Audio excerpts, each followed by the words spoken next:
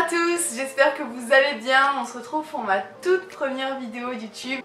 Je voulais créer ma chaîne depuis bien longtemps et ça y est, je me lance, je suis là devant ma caméra et j'espère que ça va vous plaire. Pour cette toute première vidéo, je vais vous parler de mon voyage interrail que j'ai fait durant les mois de mai et juin, donc ça a duré un mois et je suis partie avec mon chéri et du coup je pense qu'il y a beaucoup de choses à dire, beaucoup d'informations à donner. Je n'ai pas croisé beaucoup de vidéos interrail sur YouTube et je pense que je peux en faire une assez complète et peut-être que je vais vous donner envie de profiter de cette occasion qu'est le voyage interrail. Du coup, interrail, qu'est-ce que c'est? Interrail en fait c'est une organisation européenne sur du coup les trains. Donc tu vas acheter ton billet interrail qui va te permettre d'avoir les trains, ou du moins la plupart des trains en illimité durant une période de temps que tu auras choisi. Le coût du billet de train varie selon la durée et dans quel pays tu souhaites voyager. Mais c'est pas train illimité tout le temps. Ça veut dire que par exemple en 2 mois, nous on a choisi la formule 2 mois avec 10 jours de voyage. Donc ça veut dire qu'on avait le droit à 10 jours où on pouvait voyager en illimité. Il y a des billets de train pour un seul pays, donc ça veut dire que par exemple tu vas choisir, je sais pas, la Pologne et tu vas dire moi je vais voyager pendant 2 semaines en Pologne, et bien tu vas choisir un billet de train pour la Pologne pendant 2 semaines. Nous, avec mon chéri, Pierre est égal mon chéri. Avec Pierre, on a décidé de se faire un assez gros voyage conséquent. On a décidé de partir pendant un mois et on a décidé aussi de voyager dans une grosse partie de l'Europe. Donc on a pris un billet interrail global, donc c'est le Global Pass, qui permet d'avoir les trains illimités dans tous les pays d'Europe. Après nous voilà, on n'a pas fait tous les pays d'Europe, hein, mais on peut pas choisir quelques pays à la carte, c'est soit un pays, soit tous les pays d'Europe. Donc on a pris un Global Pass et on est parti pendant un mois avec notre sac à dos sur le dos pour prendre des trains pour voyager de ville en ville. Donc je vais vous montrer un peu qu'est-ce qui arrive quand vous commandez cet Interrail Pass.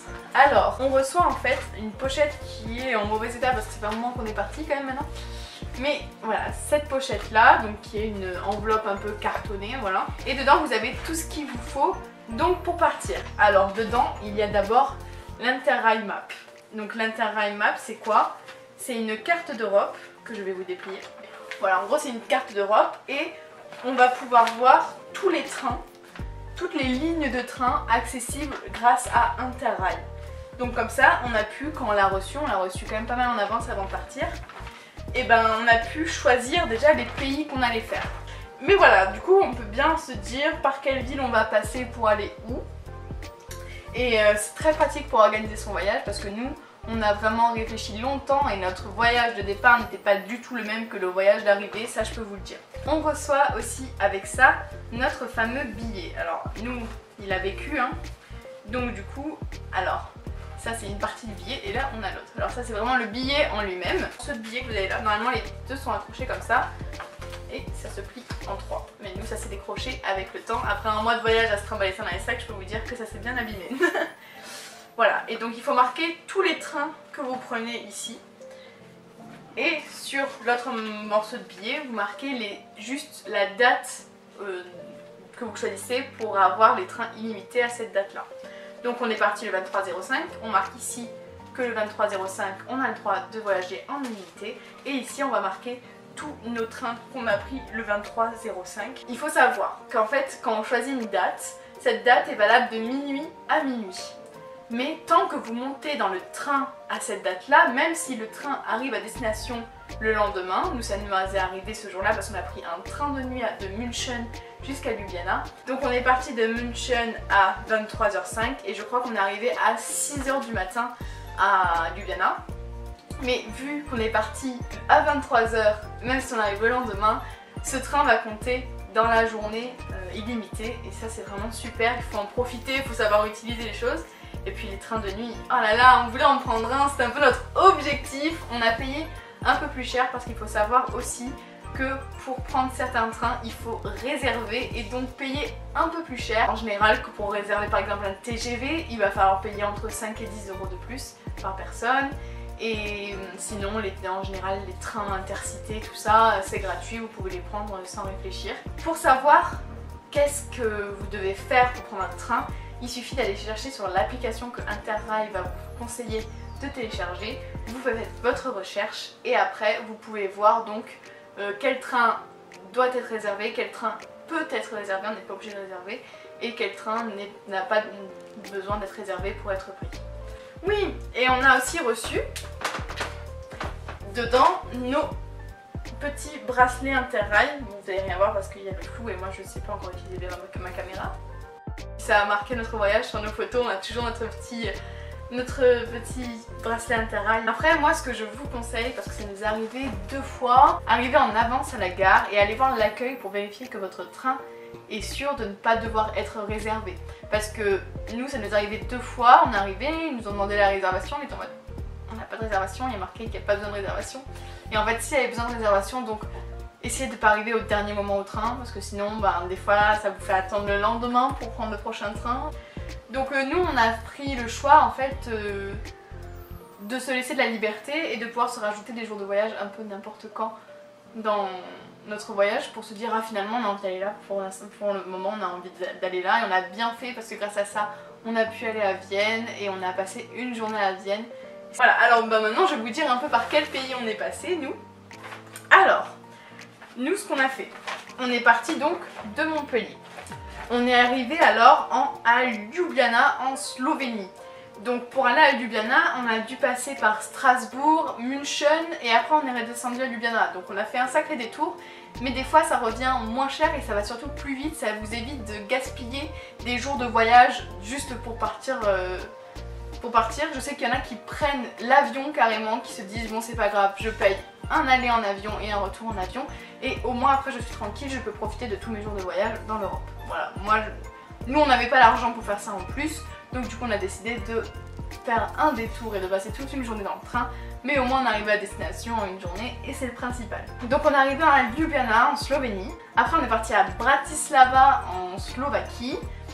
À Bratislava, en fait, on y est resté plus longtemps. En général, on restait 3-4 jours dans une ville, mais là, on est resté une semaine. En fait, notre Airbnb a été annulé avant qu'on y aille, donc du coup, on a décidé en fait de passer plutôt une semaine à Bratislava parce que c'est beaucoup moins cher. Donc, on a pu trouver un Airbnb qui soit pas aussi cher qu'à Vienne, parce que Vienne, les prix sont assez exorbitants vu que c'est très touristique.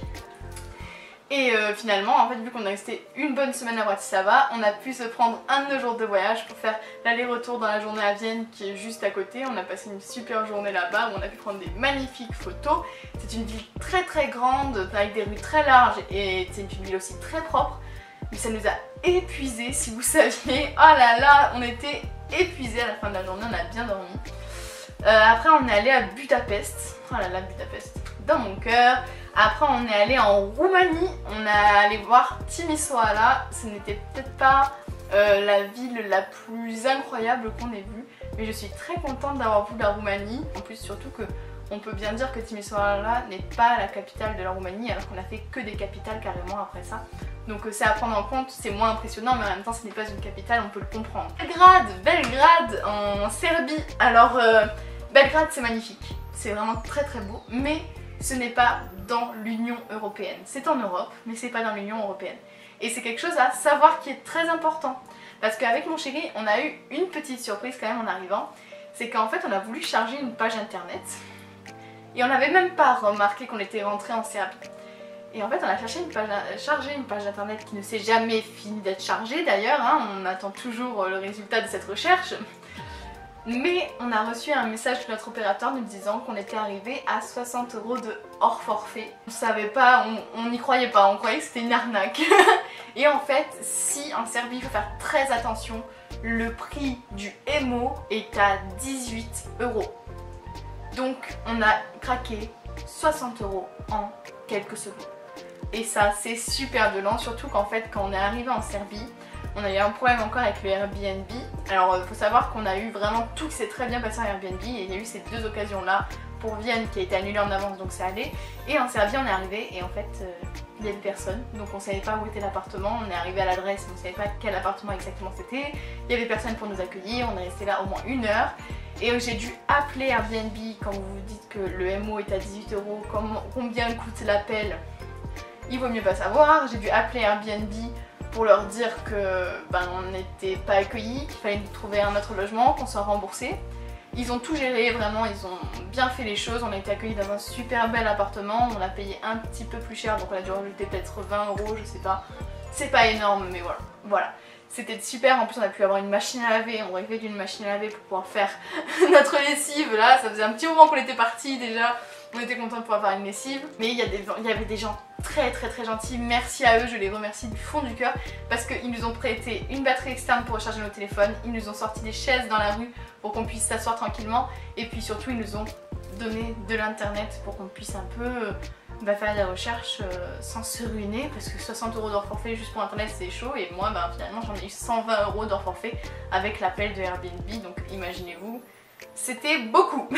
Après la Serbie qui s'est très bien passée à la fin, finalement c'était juste un petit moment de stress et puis ça s'est très bien passé, il faut juste ne pas laisser le stress nous surmonter. Après on est allé à Zagreb en Croatie, il faisait tellement chaud, c'est la ville où il faisait le plus chaud. Déjà en Serbie il faisait chaud, mais vraiment à Zagreb il faisait tellement chaud. On était en pleine ville et vraiment des températures, mais on avait la clim dans l'appartement heureusement, mais c'était très dur. On a fait une sortie dans un zoo et tout, mais on n'en pouvait plus, on était en transpiration. Et on a fini notre voyage avec une semaine à Split, qui est donc sur les côtes croates. Et c'était incroyable, on a vu des eaux bleues comme je n'en avais jamais vu. C'était incroyable. C'était complètement paradisiaque, on a l'impression qu'il ne faut pas payer des millions et des millions d'euros pour aller dans ce genre d'endroit. Et finalement là on a pu se balader sur des belles baies, on a fait une croisière sur les îles autour de Split. On a pu voir une eau bleue mais on voyait à des mètres et des mètres en dessous, mais clair comme de l'eau de roche, c'était incroyable. Et ça a fait énormément de bien, on a pris des bons coups de soleil, on a fêté l'anniversaire de mon chéri le jour de la fête de la musique sur le bateau, donc ça c'était vraiment super. Et finalement on est rentré. Pour rentrer ça a été le plus long pour les trains, vraiment ça a été très long, et mais bon, on a tenu le choc, hein. On a pris 2 jours pour rentrer et on avait vraiment hâte d'arriver à la maison parce que le mois a été incroyable. Mais les derniers jours à Split on a été épuisés et les 2 jours de train nous ont achevés. On n'a jamais été, je crois, aussi heureux d'être à la maison, mais au moins on avait plein de beaux souvenirs plein la tête. Donc voilà notre petit tour qu'on a fait, on a vu que des villes incroyables, on a croisé vraiment des manières de vivre complètement différentes jusqu'à en aller au restaurant et tout. Il faut savoir que la vie dans la plupart des villes d'Europe est beaucoup moins chère qu'en France. Nous c'est pour ça aussi qu'on a pu se le permettre, et au départ on voulait passer en Allemagne, en Belgique, on voulait passer aux Pays-Bas, en Angleterre, et en fait on s'est rendu compte que déjà qu'on partait un mois on ne pouvait pas se permettre de faire des villes aussi chères parce que forcément c'est beaucoup plus touristique, c'est plus riche, et du coup on ne pouvait pas se permettre de se faire des villes aussi chères. Voilà, mais c'est les autres villes on a pu se le permettre et ça c'était super. Et maintenant j'ai envie de vous donner quelques conseils quand même pour réussir à partir correctement pour un voyage dans ce genre là, parce que nous on est partis avec des gros sacs à dos, hein, pas de valises, ça aurait été une horreur avec les valises. Au moins les gros sacs à dos on se mouvait comme on voulait et on allait où on voulait. Moi ce que j'ai fait et que je trouve super, parce que maintenant j'ai vraiment une trace écrite de ce voyage, c'est que j'ai pris un carnet avec moi pendant tout le voyage. Tadam! Et j'ai pu écrire dedans jour par jour qu'est-ce qu'on avait fait. Donc ça veut dire que là tout ça c'est l'histoire de notre voyage. En plus j'avais des petites pochettes à côté comme cela où j'ai pu mettre tous nos billets. J'ai gardé des pièces de monnaie et des billets des différents pays où on est allé. Voilà, on a des billets de métro, tout ça. Donc ça c'est des super choses je trouve à garder parce que c'est des souvenirs qui coûtent rien, c'est des souvenirs qui vous coûtent rien de plus et qui pourtant c'est ceux qui vous laissent le plus de bons souvenirs. Il faut savoir que quand vous partez en Europe, ce n'est pas vrai, l'euro n'est pas partout. On a eu de nombreuses monnaies différentes, on a eu des monnaies différentes à Budapest, on a eu une monnaie différente en Croatie, on a eu une monnaie différente en Roumanie. On pouvait toujours retirer de l'argent directement dans la monnaie du coin, hein, c'est beaucoup plus simple. Nous on n'a pas changé 20 000 fois, au contraire on s'était dit à chaque fois qu'on arrive dans un pays on retire la somme qu'on peut dépenser pendant ces quelques jours et comme ça on est sûr de ne pas dépasser et on aura de la monnaie dans la bonne monnaie. Je me répète. Prenez des pansements contre les ampoules, parce que moi j'en ai eu des ampoules et j'étais heureuse d'avoir mes petits pansements contre les ampoules. Je vous conseille aussi de prendre des stylos, surtout pour un tarrail, parce que quand vous vous retrouvez dans un train sans stylo pour écrire que vous êtes dans ce train, et ben vous pouvez payer une sacrée grosse amende derrière. Donc prenez toujours des stylos sur vous, aussi ayez une gourde que vous pouvez remplir régulièrement. Et je vous dis aussi, faites attention de faire des recherches avant de partir dans quel pays vous allez, si vous pouvez boire l'eau du robinet ou pas. Alors moi j'ai fait des recherches pour moi et par exemple quand on est arrivé en Roumanie, tout le monde buvait de l'eau de bouteille et j'ai lu sur internet qu'il valait mieux pas essayer, surtout loin de la capitale, de prendre de l'eau du robinet. Donc moi je me suis dit on prend pas de risque, on achète de l'eau en bouteille, au moins on était tranquille. Et n'hésitez pas à parler avec les gens. On s'est retrouvés dans le train avec un Slovaque, on a parlé de plein de choses, c'était si drôle, on parlait en anglais bien sûr. Et il nous disait mais c'est normal, nous on boit la bière le matin parce que c'est bien, au moins ça cale et on est sûr de pas avoir faim avant midi. C'est drôle d'entendre ça comme ça. Enfin, moi je vous conseille réellement le voyage interrail.